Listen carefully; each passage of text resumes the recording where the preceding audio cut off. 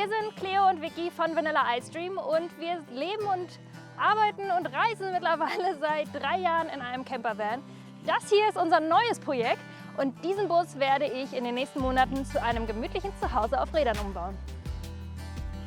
Im heutigen Video werde ich euch verraten, was für ein Fahrzeug ich mir gekauft habe, wie der Name sein wird, welches Layout ich geplant habe für den Ausbau und mit wem und wo ich den Ausbau machen werde. Ich habe mir heute nicht nur richtig stürmisches Wetter zum Filmen ausgesucht, sondern eben auch einen Fiat Ducato von 2014 mit 130 PS, dem 2,3 Liter Motor und 6 Metern Länge. Das ist der L4 H2. So Leute, der Regen hat aufgehört. Ich würde sagen, wir gehen jetzt wieder raus. Ich ziehe mir kurz meine Gummistiefel an und dann schauen wir uns den Wagen mal von außen an.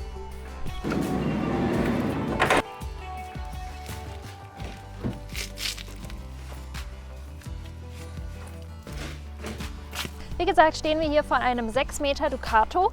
Das heißt, wir haben ungefähr 3,70 Meter Laderaumlänge. Wie ich auch vorher im Bulli gelebt habe, möchte ich auch hier wieder Vollzeit drin leben. Und ich habe mich eben entschieden, mich ein bisschen zu vergrößern, weil es im Bulli ein bisschen schwierig war, tatsächlich im Winter oder in kalten Perioden einfach drin zu wohnen. Und das, hoffe ich, wird hier drinnen dann deutlich besser sein. Wichtig ist mir, wenn ich im Van lebe, dass ich einfach viel natürliches Licht habe. Deswegen werde ich ziemlich viele Fenster einbauen. Hier in die Seite kommt ein großes Seitenfenster rein. Und auch hier hinten, wo dann der Schlafraum sein wird, gibt es ein großes Fenster. Weil sich die Türen von meinem Auto komplett öffnen, wurde mir gesagt, ist es mir nicht möglich, ein richtiges Fenster einzubauen in die Heckklappen, obwohl ich eigentlich gerne eins gehabt hätte. Aber das ist nicht weiter schlimm, ich löse das einfach über ein Dachfenster. Auch auf dieser Seite möchte ich gerne ein Fenster einbauen und zwar wieder hier genau das gleiche von der Größe her wie auf der anderen Seite. Meine Fenstersituation ist also eigentlich ganz easy. 3 Fenster außen und 3 Dachhauben oben. Werde ich außen noch etwas verändern? Ich würde eigentlich ganz gerne den Wagen ein bisschen schöner gestalten und ein bisschen individueller. Allerdings bin ich tatsächlich ein Typ Mensch, mir ist es gar nicht so wichtig, wie der Wagen außen aussieht. Hauptsache innen drin ist es schön und gemütlich. Ich werde tatsächlich so ein paar Dinge machen. Und zwar werde ich dem Ganzen einen klitzekleinen schwarzen Streifen unten an der Seite geben und ein paar schwarze Flecken, denn der Name des Wagens ist Trommelwirbel, Stracciatella. Irgendwie habe ich mir das schöner vorgestellt mit einem Applaus. Aber ist ja keiner da. So, wäre total schön, wenn du gerade zu Hause ein bisschen applaudieren würdest und mir vielleicht eine kleine Voicemail dazu schicken. Mein alter Wagen hieß Vanilla. Ganz ehrlich, als ich meinen Reiseblog gestartet habe, habe ich einfach nur nach einem Namen gesucht. Ein Kumpel nannte mich immer Vanilla, weil ich einfach so käsigfarben bin. Und ich hatte ja den Traum, nach Nordnorwegen zu fahren damals vor 3 Jahren, was ich auch gemacht habe. Und ich habe mir vorgestellt, dass dort alles voll Eis ist. Ist übrigens nicht so. Und so entstand irgendwie dieser Name. Ich mochte das Wortspiel gerne, ich mag es immer noch. Vanilla Ice Cream, wer mag es nicht? Und so hat auch mein neuer Van einen Ice Cream Namen. Stracciatella. Willkommen in der Familie! Stracciatella. Ich glaube, wir sind jetzt bereit, nach innen zu gehen und uns das Layout vom Wagen anzuschauen.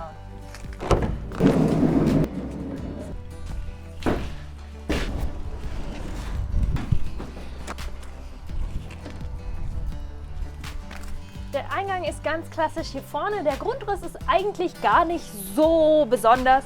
Ich werde hier vorne eine Küche einbauen, die dann auch hier eine kleine Außenküche hat zum Schnippeln, denn ich habe in meinem alten Van nur eine Außenküche gehabt und ich habe es absolut geliebt, auch wenn es nicht unbedingt wintertauglich war. Tschüpp, tschüpp.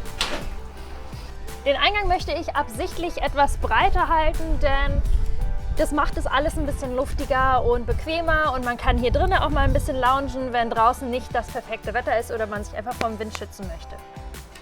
Und damit du hier besser einsteigen kannst, ne Omi? Ich habe hier schon mal angezeichnet, wie ich mir diesen Ausbau ungefähr vorstelle. Und zwar gibt es hier eine Duschkabine, Die ist auch relativ breit. Ich glaube, ich habe sie 60 auf 90 gemacht. Und dieses kleine Kästchen, das ist eine Besonderheit von diesem Van. Ich möchte gerne die Toilette hier zum Ausziehen machen. Auszugsschienen vermutlich eben auch wieder zum Wegschieben. Das heißt, ich habe hier dann beim Duschen gut viel Platz und habe dann, glaube ich, noch genug Platz, um bequem zu hocken. Über der Dusche ist ein Dachlicht. Ich möchte hier unbedingt einen Ventilator einbauen. Das ist mir ganz wichtig wegen der Feuchtigkeit. Hier nochmal die Küche. Die hat, glaube ich, 1,40 Meter oder 1,30 ungefähr und wird hier raumhoch abgeschlossen sein zum Bett. Hier ist schon das Bett. Ich kann hier, glaube ich, richtig gut drinnen liegen. Ich bin nicht sehr groß. Ich habe im Bett auf jeden Fall genug Platz. Ich bin aber auch nur 1,60 groß. Allerdings ist der Ducato der breiteste Wagen und genau deswegen habe ich ihn ja auch ausgesucht. Denn von Metallwand bis Metallwand haben wir hier ungefähr 2 Meter. Das heißt, mit Dämmung haben wir immer noch 1,90 Meter Bettbreite. Hallo. Das Bett ist natürlich nicht auf dem Boden, sondern kommt ungefähr auf die Höhe, dass wir unter dem Bett noch richtig viel Platz haben für den Wassertank, für die Heizung, für das Elektrosystem und auch Garage. Also ich würde gerne mein Fahrrad mitnehmen, mal schauen, ob das hier reinpasst. Dieser Pfeil hier bedeutet, dass ich hier noch gerne so Auszugfächer hätte. Das heißt, wenn ich dann hier stehe, kann ich hier Schubladen ausziehen, einfach für meine Klamotten. Oberschränke gibt es über dem Bett nur auf dieser Seite, über der Küche und hier. So, jetzt kann man den vorderen Bereich des Vans besser sehen. Neben der Dusche hier hätte ich gerne einen raumhohen Schrank. Die Dusche ist ja sowieso schon raumhoch. Und dann hätte ich auch gerne den Schrank nebendran raumhoch und quasi wie ein Apothekerschrank so zum Rausziehen, dass man von beiden Seiten drankommt. Das ist bequem zum Kochen und vor allem ist es einfach ganz, ganz viel Stauraum, denn ich habe hier gar nicht so viel Stauraum in diesem Van, weil ich hier, wo die meisten Leute, die bauen ja hier quasi eine zweite Sitzbank ein mit Gurt und haben dann hier einen Tisch. Achso, das Wichtigste habe ich noch gar nicht erwähnt, die Trennwand kommt raus. Ich zeige euch das alles gleich nochmal in der schönen Darstellung. So, also die Trennwand kommt raus, Sitz und Tisch. Ich mache das aber nicht so. Auch bei mir kommt die Trennwand raus und ich habe hier 2 Drehstühle. Allerdings kommt hier nur eine Klappbank hin. Das heißt, an dieser Wand hängt eine Bank mit Beschlägen, die stabil genug sind, um auch 2 Leute zu halten. Und die klappt sich so auf. Das heißt, wenn ich auf meinem Fahrersitz, der dann umgedreht ist, sitze, kann ich meine Beine ausstrecken und habe quasi so eine Art Couch. Der Vorteil davon ist, dass ich das Ganze auch wegklappen kann. Cleo hier einfach einen richtig großen Platz hat, wo sie liegen kann.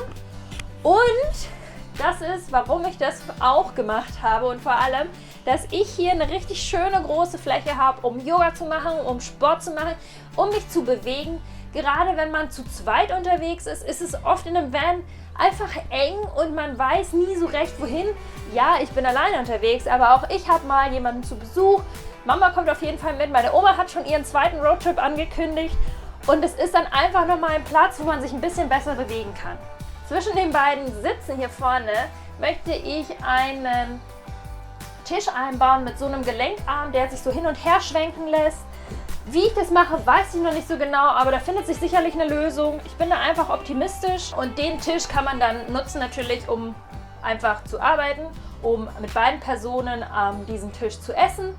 Oder auch, wenn man mal Karten spielen will und man ein paar mehr Leute hier drin hat, können 2 Leute auf der Bank sitzen, einer auf dem Fahrersitz, einer auf dem Beifahrersitz und man kann immer noch hier 2 Hocker hinstellen oder einfach die 2 Stühle von draußen und kann den Tisch quasi in die Mitte schwenken.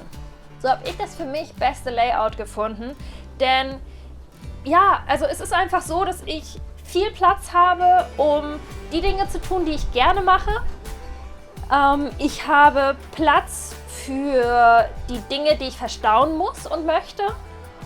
Und ich habe trotzdem ein sehr luftiges Gefühl in diesem Bus, dadurch, dass ich hier einfach nichts verbaut habe und Überleitung.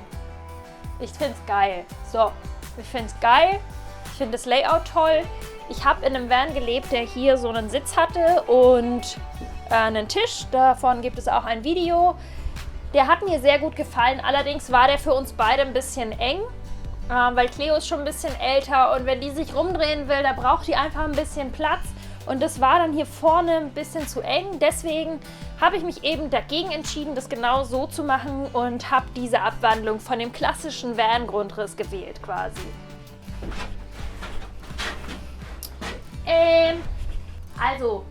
Ich mache das gleiche jetzt nochmal, ein bisschen kürzer vielleicht und zeige das nachher in der Illustration. Das ist wahrscheinlich besser und sinnvoller.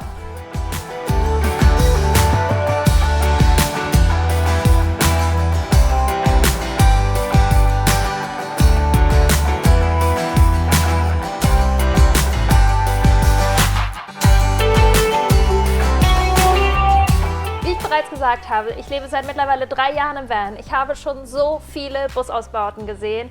Ich führe einen Reiseblog zu dem Thema und ich habe einfach eine verdammte Leidenschaft für Vans. Dazu kommt, dass ich Architektin bin. Und deswegen würde ich jetzt einfach mal ganz frech behaupten, dass ich was davon verstehe, wie man einen Bus plant und wie man ihn seinen Bedürfnissen nach zuschneidet. Deswegen arbeite ich gerade an einem Online-Kurs für Vanlifer, beziehungsweise die es noch werden wollen, die vielleicht noch keine Erfahrung haben mit dem Campen und die nicht so ganz wissen, wo sie anfangen sollen, welcher Van für sie der richtige ist und wie sie zu ihrem perfekten Van kommen. Genau das behandle ich im Workshop. Es ist ein Online-Kurs zum Thema, wie plane ich meinen Van. Wenn er noch nicht online ist, bis dieses Video online geht, gibt es auf jeden Fall unten einen Link, wo ihr euch quasi schon mal einschreiben könnt, um eine Notification zu bekommen, sobald der Kurs online geht. Ich freue mich tierisch drauf und glaube wirklich, dass es eine Hilfe ist für alle, die sich A, Zeit sparen wollen und B, einfach noch nicht so ganz wissen, wo sie anfangen sollen. Das Besondere an diesem Aufbau wird wieder sein, dass ich versuchen werde, möglichst viele nachhaltige Materialien zu verbauen. Das habe ich bereits im letzten Van so gemacht und war sehr zufrieden. Ich habe zum Beispiel eine natürliche Dämmung gewählt und ich habe ganz viele Secondhand-Materialien verbaut. Auch das möchte ich möglichst viel in diesem Bus verbauen. Ja, ich weiß, dass dieser Bus mit Diesel fährt. Das heißt aber nicht, dass ich nicht beim Ausbau mein Bestes geben kann. Ich werde also auch wieder eine natürliche Dämmung hier verbauen und ganz viel Secondhand. Ich war schon beim Sperrmüll und habe fleißig Türen gesammelt und Holz, habe was für meinen Tisch gefunden und für meine Oberschränke. Ich habe alten Stoff verwendet, den wir noch auf dem Dachboden hatten, den meine Tante mir gebracht hat. Lauter so Kleinigkeiten. Das sind so Dinge, auf die kann man achten beim Busausbau. Natürlich kann man auch alles neu und super schick machen, aber das ist einfach nicht so ganz meins. Und wenn du Interesse hast, einem etwas alternativeren Weg zu folgen, einen Bus auszubauen, dann bist du hier genau richtig. Das Besondere an diesem Ausbau wird sein, dass es ein Ausbau-Roadtrip wird. Das heißt, ich baue den Bus gar nicht komplett alleine aus. Das heißt, ich werde also von Station zu Station fahren und mit unterschiedlichen Spezialisten zusammenarbeiten. Also jemand, der schon mal eine richtig coole Dusche gebaut hat, jemand, der gut schweißen kann, jemand, der weiß, wie man die Elektrik macht. Denn ich bin zwar Architektin und kann super gut planen und organisieren, aber im handwerklichen Geschick fehlt es mir ein bisschen. Im letzten Ausbau konnte ich zwar viel lernen, aber in diesem Ausbau gibt es so viel mehr, was ich noch nicht kann. Ich habe noch nie eine Duschtasse gebaut. Ich weiß nicht, wie man die Wassertanks einbaut und die Elektrik hier ist viel, viel komplizierter. Deswegen hole ich mir Hilfe und nehme Leute dazu, die Lust haben mitzumachen. Ich freue mich total und zeige euch gleich mal, wo ich überall hinfahren werde. Wir starten die Reise in Norddeutschland bei meinen Eltern, wo ich den ersten Teil des Ausbaus selber machen werde. Von dort aus geht es zu Mattis, der mir mit der Duschtasse hilft, und dann zu K-Elektrik Hamburg, wo wir dann den ersten Teil der Elektrik verlegen. Dann geht es relativ weit in den Süden zu Famous Water, meinem Spezialisten für Wasserfilter, und von dort aus zu Freundship und dem Good Life Camper. Ende August, mal schauen, ob wir das zeitlich alles so hinkriegen, ist dann ein Workshop bei den Busbastlern geplant, und den größten Teil des Möbelausbaus mache ich vermutlich in der Werkstatt eines guten Kumpels. Die bauen nämlich unter Adventure Home ihre Reisemobile. Wie kommen wir jetzt von dem Ausbau, so wie er ist, zu dem fertigen? Dafür mache ich jetzt mit euch zusammen eine Liste mit wirklich eine chronologische Liste, was alles dran kommt, wo wir uns durcharbeiten und welche Videos auch ungefähr kommen werden. Zuallererst wird die Trennwand ausgebaut. Sowohl als auch die Dinger hier, den Boden, alles einmal säubern. Das sind die ersten Schritte. Denn wir wollen schließlich mit einem sauberen Van starten. Als drittes die Fenster. Ich habe euch einmal rundum gezeigt, es gibt insgesamt 3 Dachluken, 3 Fenster. Die Fenster müssen natürlich rein, bevor irgendwas anderes reinkommt. Deswegen stehen sie hier auch relativ weit vorne. Als nächster Schritt kommt die Dämmung. Der Boden wird komplett gedämmt, die Decke wird gedämmt, die Wände und danach geht es dann an die Elektrik. Hier werden ganz viele Kabel durchgeführt. Ich möchte hier drin Vollzeit leben. Das heißt, mir ist ganz wichtig, dass an den richtigen Stellen die Steckdosen sind. Ich arbeite im Van, ich lebe im Van, ich reise mit dem Van. Ich werde übrigens auch mit Strom kochen. Das heißt, auch ganz viel Solar kommt aufs Dach. Die Elektrik kommt natürlich, bevor der ganze Rest reinkommt. Die Wassertanks kommen als nächstes. Unter dem Auto wird ein Abwassertank installiert. Im Wagen unterm Bett möchte ich einen großen Frischwassertank haben und die Verkabelung dazwischen, das heißt die Rohrleitung, das kann später kommen, aber die Tanks, die sollten natürlich schon mal stehen. Dann kommt das Bett, denn ich will ja mit dem Wagen einen Roadtrip machen. Das heißt, ich muss hier irgendwo drin schlafen können. Deswegen werde ich zumindest die Bettkonstruktion schon mal fertig machen, damit ich, während ich unterwegs bin, ein warmes Plätzchen zum Schlafen habe. Apropos warmes Plätzchen, danach wird die Heizung installiert. Auch unterm Bett, da müssen wir auch den Wagen heben und den Tank ausbauen. Das ist eine bisschen größere Operation, das mache ich dann zusammen mit dem Busbastler. Irgendwann werden auch die Drehsitze eingebaut. Wann die kommen, ist eigentlich nicht so wichtig. Die können relativ am Anfang kommen oder am Ende, denn im vorderen Bereich wird sich gar nicht so viel tun. Bevor alle anderen Möbel reinkommen, machen wir dann die Dusche fertig, zusammen mit dem WC, das dann da rausschiebbar ist. Das wird auch eine ganz interessante Operation. Dann ist schon die Küche dran. Zusammen mit den ganzen Möbeln. Das heißt, der Apothekerschrank, die Hochschränke, der ganze Kladderadatsch, alles was so an Holzarbeiten, an Möbeln ansteht, kommt, sobald der ganze Kram hier oben drin ist. Dann geht es an die Verkleidung. Ich denke, dass ich die Verkleidung erst nach den Möbeln machen werde, denn ich werde deutlich Gewicht sparen können, wenn nicht hinter meinen Möbeln überall nochmal riesenfette Holzverkleidung läuft. Wenn du dazu eine Meinung hast, lass mich das gerne wissen. Vielleicht hast du da mehr Erfahrung. Ich freue mich auf jeden Fall auf Austausch. Als vorletztes kommt dann der Boden rein. Ich werde nicht den ganzen Boden voll mit dem Bodenbelag belegen, sondern wirklich nur den Teil, auf dem man läuft. Sehe gar nicht ein, mir die extra Arbeit zu machen.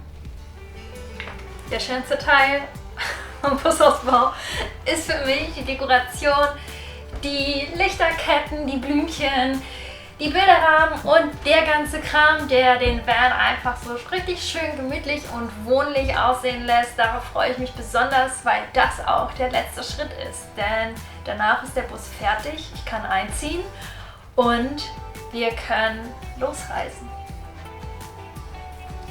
Bring.